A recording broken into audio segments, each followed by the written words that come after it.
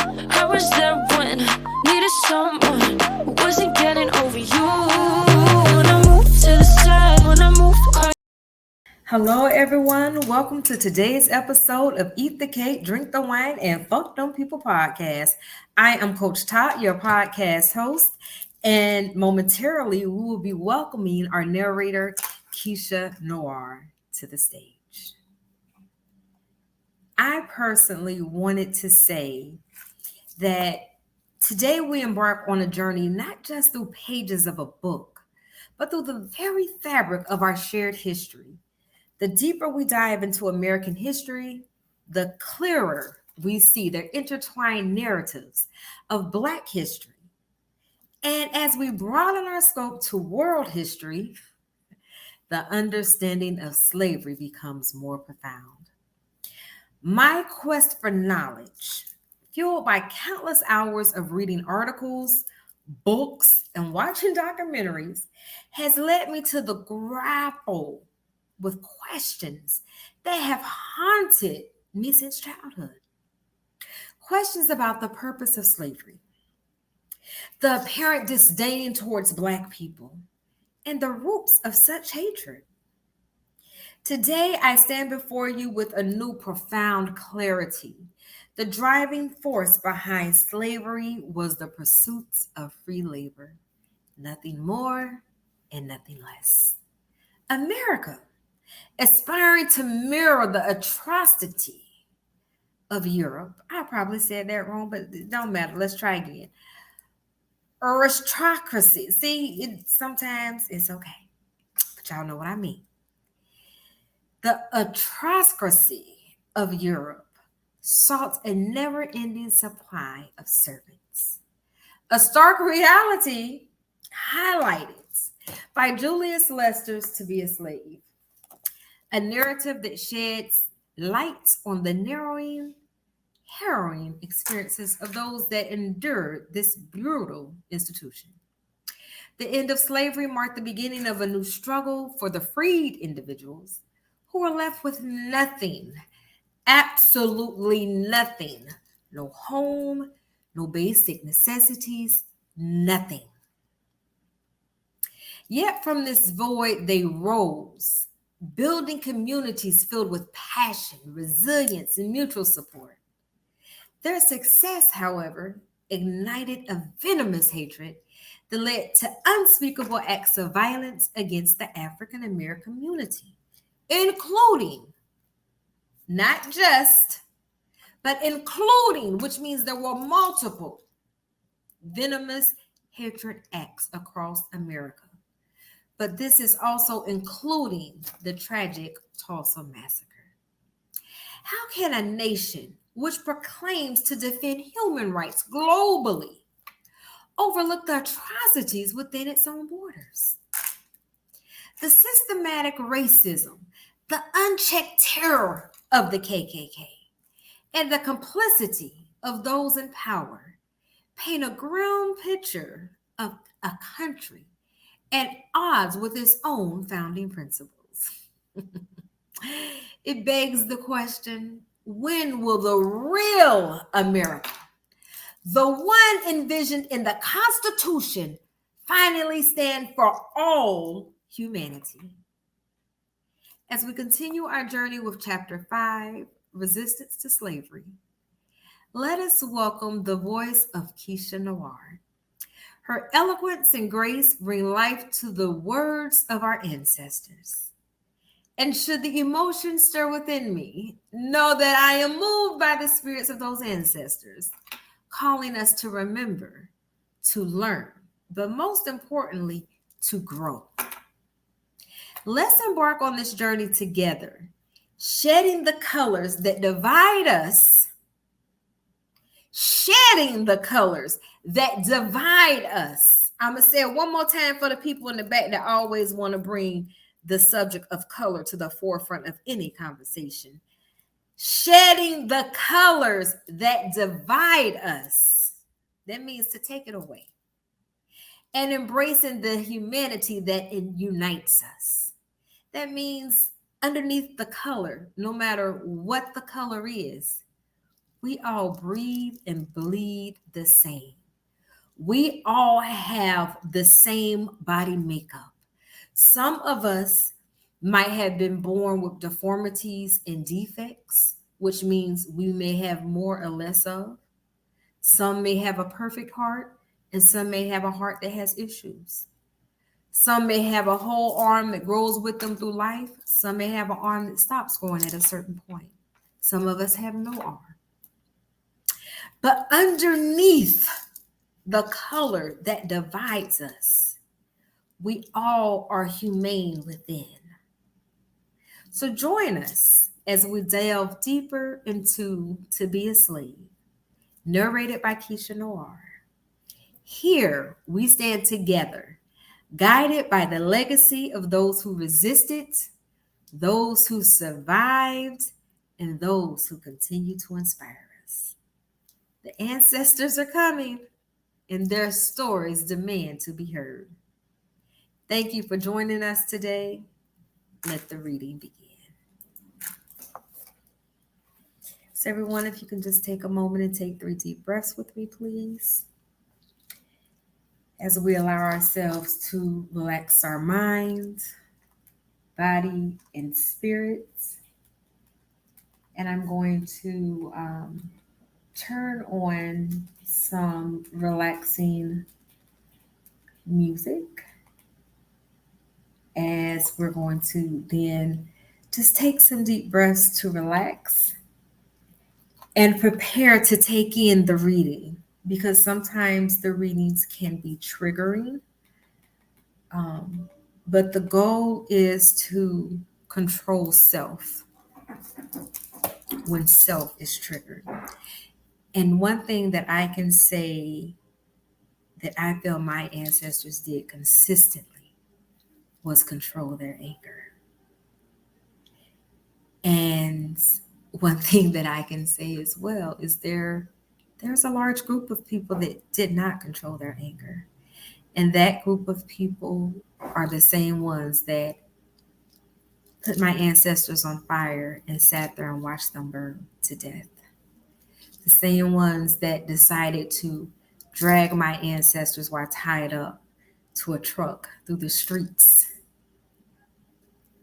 And then once finishing that, taking my ancestors and putting a rope around their neck and hanging said rope around a tree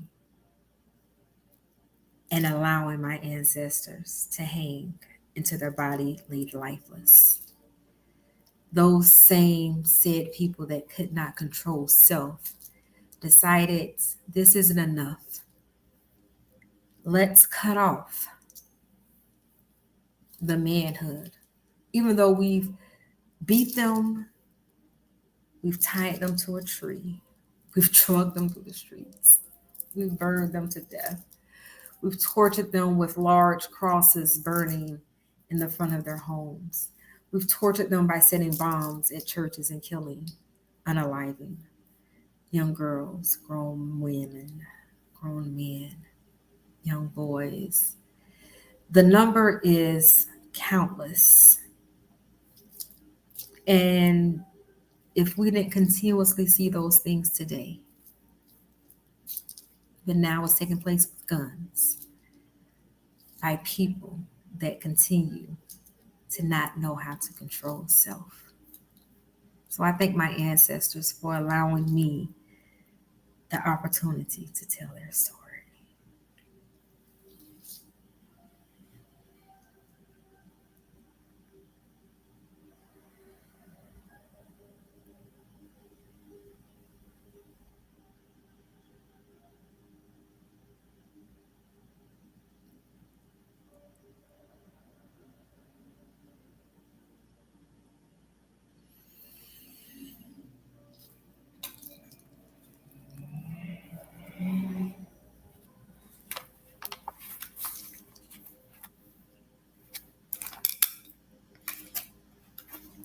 Some would rather be killed. Some preferred to kill themselves if they were faced with the possibility of being captured or of having to return to their owners if they found themselves hopelessly lost. This day, when I was 3 or 4 miles from home, in a very solitary part of the swamps, I heard the sound of bells, similar to those which wagoners place on the shoulders of their horses. At first, the noise of bells of this kind, in a place where they were so unexpected, alarmed me.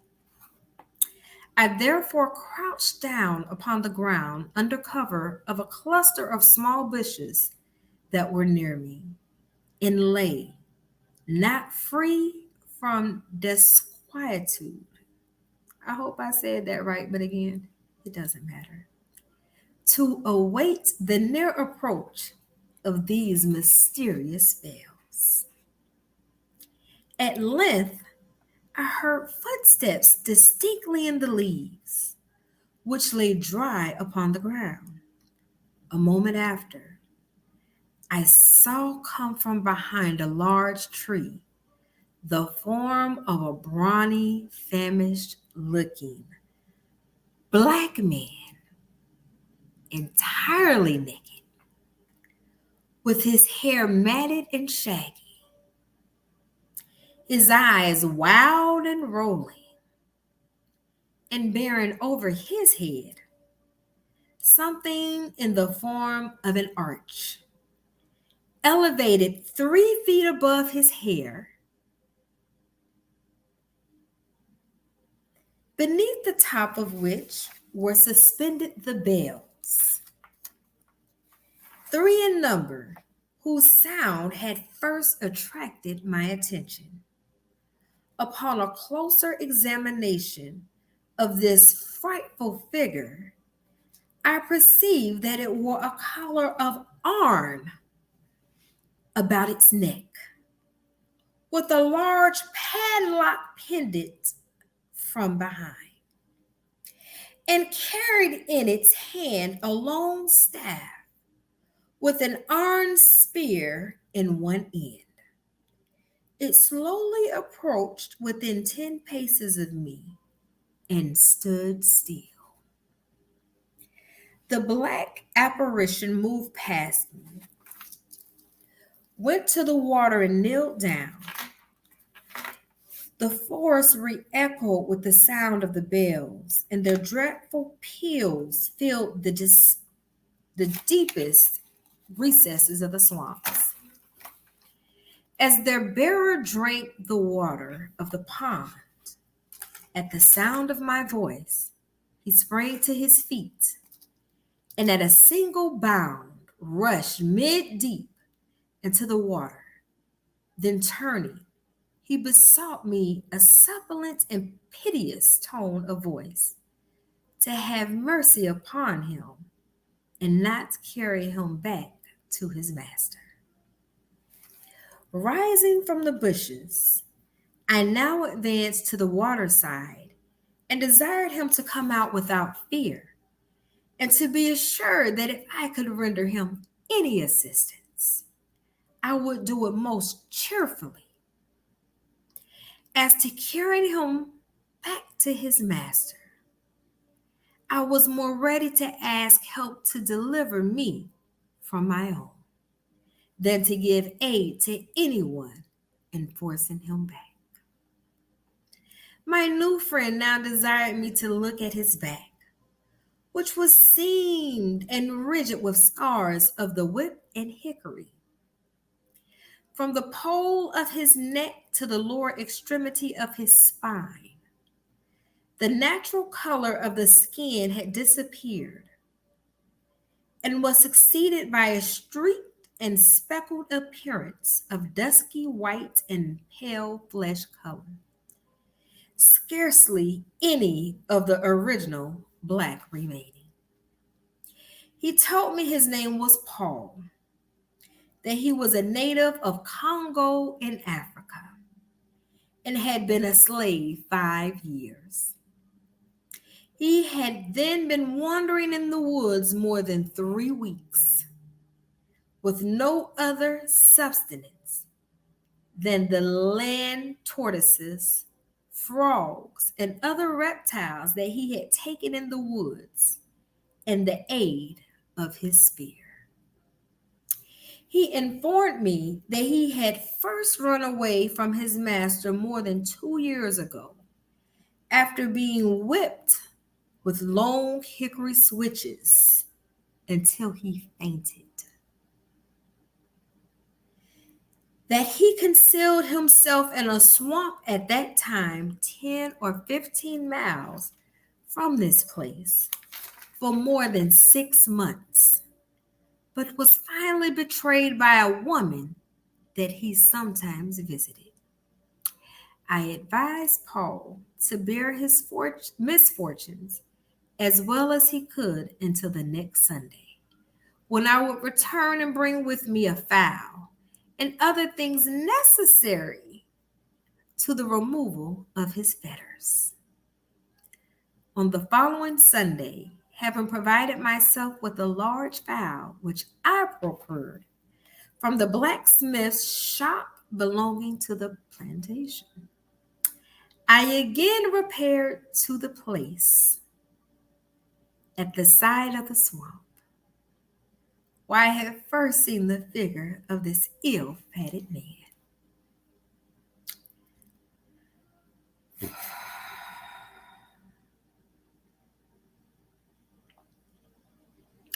On arriving at the spot where I had left him, I saw no sign of any person.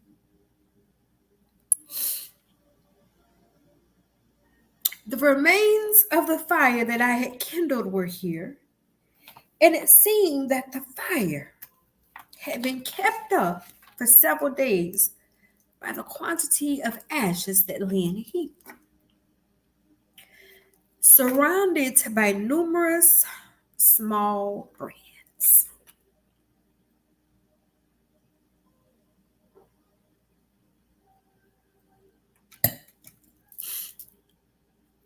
I concluded that Paul had relieved himself of his arms and gone to seek concealment in some other place, or that his master had discovered his retreat and carried him back to the plantation.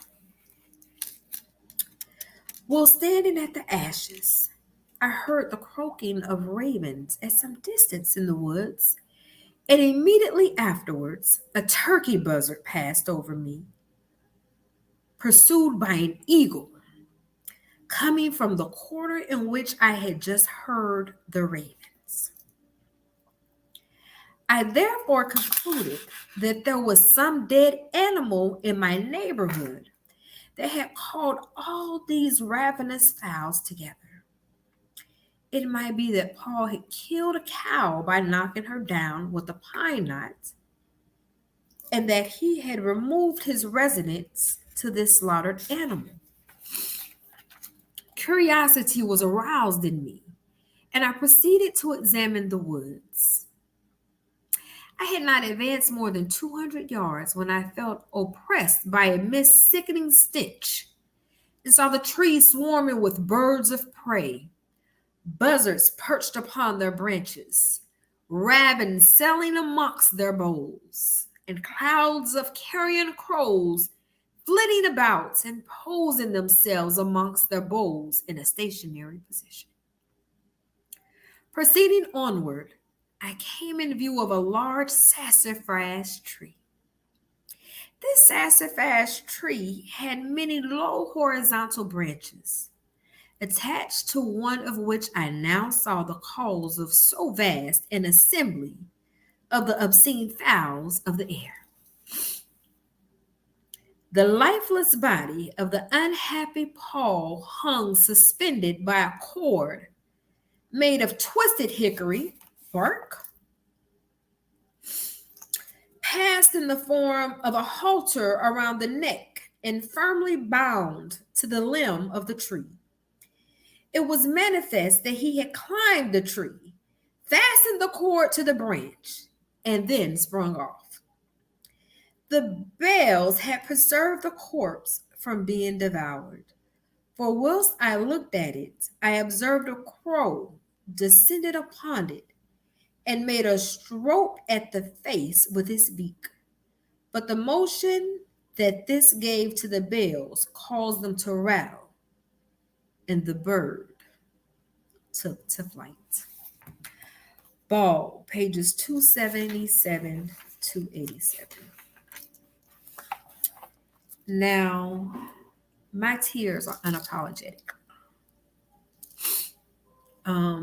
As you all know, each reading is done in real time. I have never read this book before. This book was purchased for my children when they were younger. When I was younger, my mother, what she had to give us was the slave movies to help us see and understand how our ancestors lived.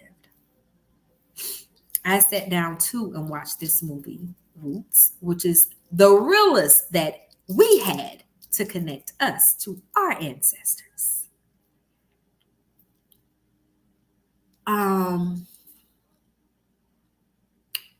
Then I purchased this book. And this book was actually purchased at one of the scholastic book fairs at my son's school that I would, I wasn't one of them parents, I'm going to just give you money. No, I'm going to come and see what you're going to buy and then I'm going to pay for it. So I was one of those parents when my oldest son was younger.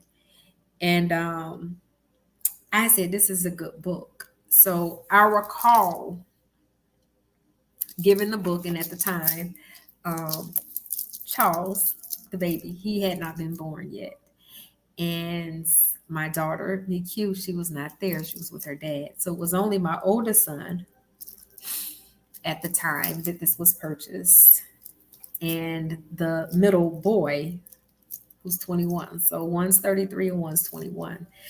So I took the book in there, and I didn't give real clear direction. I said, here, you guys need to read this and learn about your history. But what I envisioned in my mind is that the oldest son would read the book to the youngest son, so he would pass on the history as he learned it. I don't know if that occurred because I didn't hold them accountable. I didn't come in and say, did you read the book today? I didn't say, tell me about what you learned. I only asked them those questions when they went to school. But I didn't inquire about what they were learning at home. So this whole process of reading this book, it was birthed and manifested so many years ago by the ancestors. I had no idea. I thought this book was for my kids to learn their history. This book was for me to teach my community the ancestor story, so we could collectively learn the history together. The history of the African American slave belongs to the African American descendants to pass down from generation to generation. That responsibility does not lie with the school system that never wanted to educate the African American slave.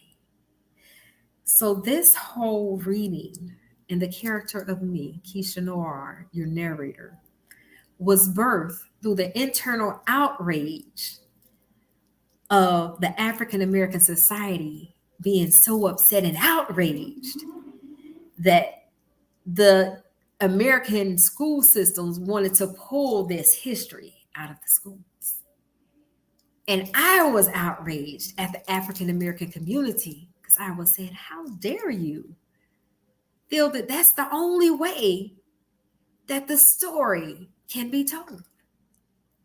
I dare you to trust someone that inflicted so much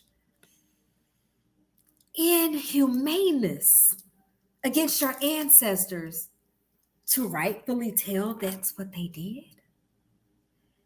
So I recall moving into this high-rise apartment that I live in now, that I've been blessed through what my ancestors went through that allowed me to be birthed at the moment I was birthed in 1973. I wasn't birthed to go through slavery, and I wasn't birthed to go through the civil rights movement, but I was birthed during a time that there was a calm in the United States. I was birthed during a time that there was a Cold War going on with the United States and the Soviet Union, which I consider the Russian government. I might be wrong. I don't know. It doesn't really matter. Because I've always been this history person, but not really this history person. Like, history has always been one of my favorite subjects. It was always history, math, and science. And as time went on, I didn't want to learn about history anymore. But over these past few weeks, the ancestors have been coming to me and sitting with me and talking with me and educating me and preparing me for this day and this moment. That I can now say, now that I understand world history on a different level, I now understand American history on a different level. And now Black history all makes sense. The ancestors are coming is what we have decided to title season 3 of Eat the Cake, Drink the Wine, and Fuck Them People podcast. Because my ancestors understood what manifestation was. My ancestors understood what having a positive mindset meant. My ancestors did not know what living a life of abundance truly meant for some of them. Because some of my ancestors felt, will it ever change? My ancestors came from being kings and queens in Africa to being stolen and sold throughout the transatlantic slave trade. But even after all of that ended, my ancestors have come again and spoke with me and said, my child, tell the story. Tell the story of Clotilda, which came upon the Alabama shores of the United States of America. And it was a ship that was intentionally built with a hidden compartment to hide the slaves. The kings and queens from Africa that had been stolen, that they would secretly bring over to the United States across the Atlantic Ocean to the shores of Alabama and drop them off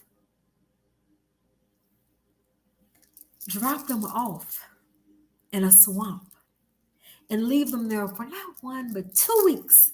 No food, no water, no nothing.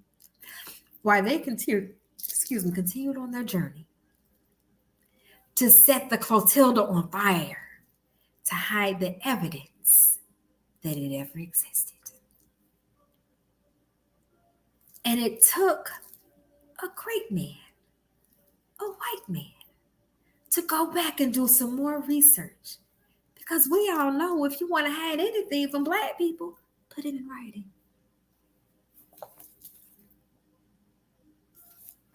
If you want to hide the fact that the United States government knew it was wrong but wanted to document for themselves to verify, were we really wrong? What was it really like for them to be a slave? Go find out. It's part of the Library of Congress through the Federal Writers Project. But this white journalist that I'm speaking of, he noticed that when the first interview occurred with the Mears, who built the ship with the hidden slave compartment, they gave one account. But decades later, centuries later, when that account was wanted again, got a different story. And to find out in, if I'm not mistaken, 1983, because they knew what the Clotilda was at, they want to try to put a bomb to destroy all evidence of it. So this white journalist said, you know what? I think it's here, not where they told people it was at to throw them off. So they had this dive team and the National Geographic come in that wanted to be a part of verifying, is this story true? You had a man that cried every day because he missed home, he missed Africa, he missed his family, missed his friends, and he knew that he would never go back. But he told the story. He told the story. And if I'm not mistaken in saying it incorrectly, his name was Coda. And Zora Neale Hurston, who is a part of the Harlem Black Renaissance, the writers, she wrote a book. And that book was never published until 2018. That book sat in a vault because I think Zora Neale Hurston knew it's too soon to tell this story. Not because they don't understand they were wrong. It's because they're still denying accountability of what happened. They're still denying that it actually happened. So that by the time this comes out, the Clotilda will be known to be true. That book is published. So when we finish reading To Be a Slave, season 3, The Ancestors Are Coming, we're going to read that book. Because the ancestors are coming and their story will be told. I want to thank you all for your engagements. I thank you for your views. I understand based on the subject and the content, many people still hide behind those veils and they don't want to say, I agree or disagree with you. They still hide behind those veils that they don't want to hit the like or the dislike button. Because when you speak on something that happened with the ancestors, you take a stance. And as Professor K say, Professor Korshnabal, I hope I said his name right, at St. Petersburg College, my major was public policy and administration. And I have always stood for human rights. I stand for civil rights, yes. But human rights is so much deeper. And what occurred in the United States of America was the genocide of the African American community. It was the inhumanity of the African American community. And a lot of that still occurs today. I'm going to conclude this reading because I can go on for hours and hours talking about my ancestors. But the ancestors are coming and their story will be told. Thank you for subscribing. Thank you for liking. Thank you for sharing. But most of all, thank you for your engagement. We look at the analytics and we see that you are interested in knowing and hearing and understanding what my ancestors said. I was there when needed someone